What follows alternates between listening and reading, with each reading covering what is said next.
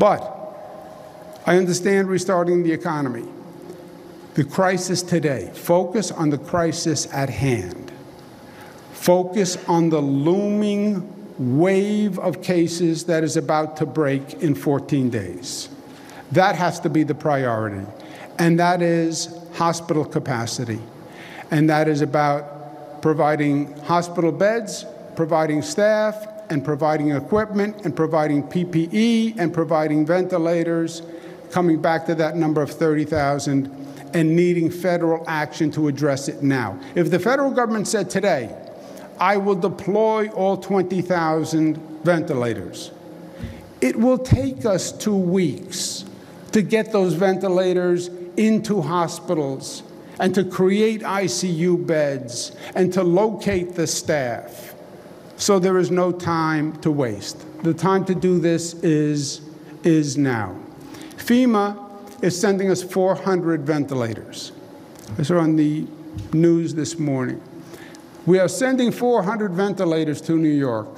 400 ventilators? I need 30,000 ventilators. You want a pat on the back for sending 400 ventilators? What are we going to do with 400 ventilators when we need 30,000 ventilators? You're missing the magnitude of the problem, and the problem is defined by the magnitude. These are the numbers from today. You can see our testing rate is now over 90,000 people who have been tested. That's the highest rate of testing in the country and per capita on the globe. We did 12,000 new tests since yesterday. Number of positive cases, state of New York, 25,665, 4,700 new cases of those tested. You see the entire state, county by county, more and more counties are being covered. We have 3,000 people currently who are hospitalized. We have 756 people in ICU units. The ICU units are the ventilated units. That's 23% of the hospitalizations. That's the problem. As the number of cases go up, the number of people in hospital beds goes up, the number of people who need an ICU bed and a ventilator goes up, and we cannot address that increasing curve. Again, you look at the number of cases in the country, you'll see that New York is an outlier in the number of cases. It's not even close. What is happening in New York is not a New York phenomenon, right? People in New York don't have a different immune system than other Americans.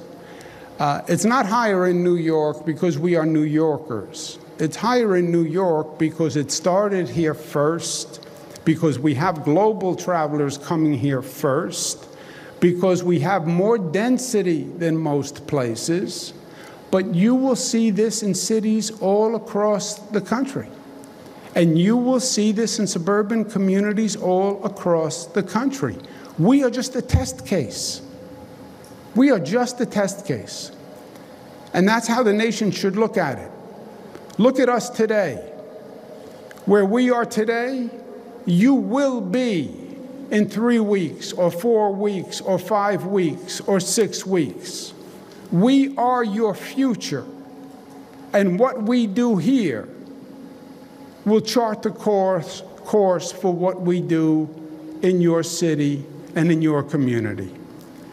I'm not asking you to help New York just to help New York. I'm asking you to help New York to help yourselves. Let's learn how to do it right. And let's learn how to do it right here. And let's learn how to act as one nation. And let's learn how to act as one nation here.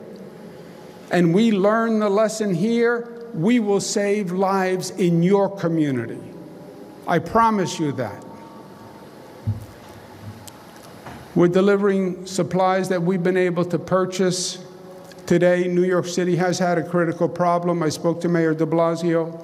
He's right. He had a critical problem on PPE, gowns, masks, etc. The equipment we're bringing today will resolve that immediate need.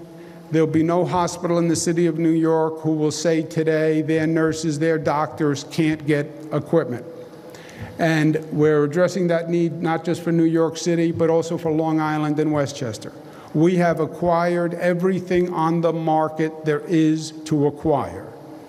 We've had a full team purchasing from companies all across this globe, buying everything that can be purchased. And we're bringing that here to distribute to New York City, Long Island, Westchester, because that is the greatest need. This number of supplies will take care of our immediate need.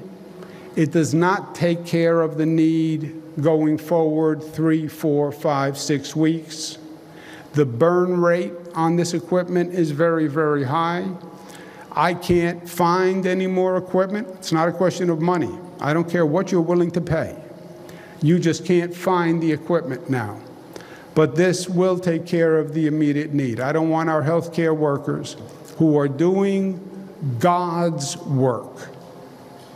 They are doing God's work. Can you imagine the nurses who leave their homes in the morning, who kiss their children goodbye, go to a hospital, put on gowns, deal with people who have the coronavirus? They're thinking all day long, oh my God, I hope I don't get this. Oh my God, I hope I don't get this and bring this home to my children. You want to talk about extraordinary individuals. Extraordinary.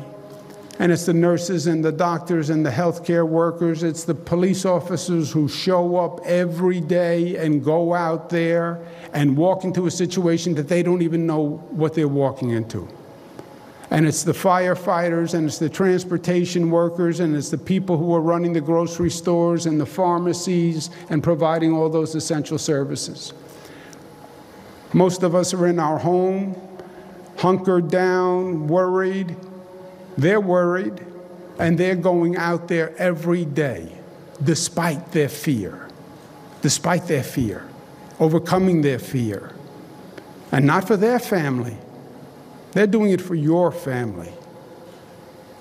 When you see them on the street, when you see them in a hospital, please just say thank you and smile and say, I know what you're doing. What happens? All these facts, all these numbers. Am I strong in my language vis-a-vis the federal government? Yes, I am. But what happens at the end of the day? What does it all mean? That's what people want to know. What does it all mean? What it all means is what we said it all means the first day this started. The first day I went before the people of New York State and I said, I'm going to tell you the truth. I'm going to